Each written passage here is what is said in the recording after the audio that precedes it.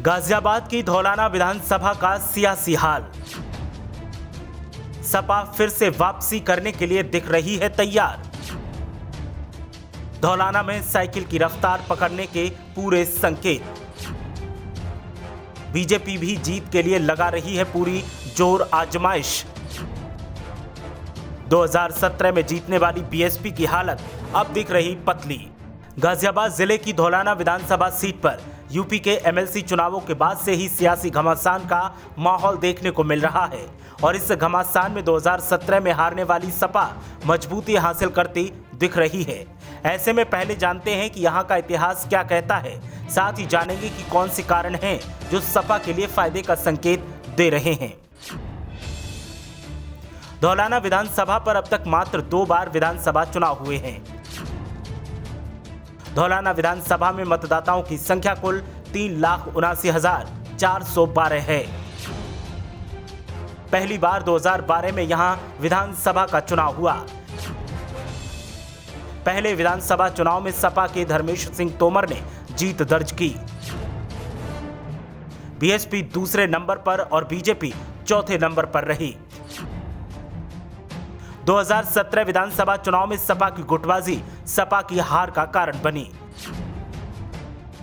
मुख्य मुकाबला बीजेपी और बीएसपी में देखने को मिला। 2017 में बीएसपी के असलम चौधरी ने बीजेपी को हराया। सपा 2017 में तीसरे नंबर पर धौलाना में सिमट कर रह गई थी।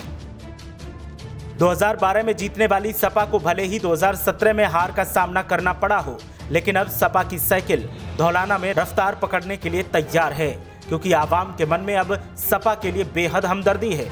ऐसे में आइए जानते हैं कि सपा की मजबूती का आधार आखिर है क्या।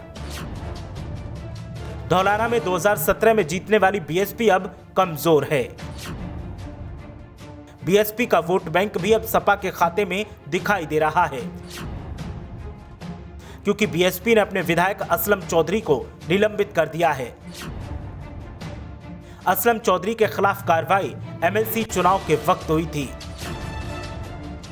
मौजूदा वक्त में अब मुख्य जंग में सपा और बीजेपी दिख रहे हैं।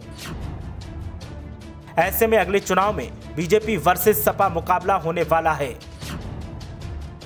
सपा के साथ मुस्लिम वोटर्स तो हैं ही, साथ ही अब किसान भी दिखाई दे रहे हैं। कृषि आंदोलन का असर बीजेपी के लिए परेशानी बनता दिख रहा है। धौलाना में कृषि कानूनों के बाद सियासी समीकरण सपा की तरफ दिख रहे हैं और बीएसपी अपने ही विधायक पर कार्रवाई से कमजोर हुई है।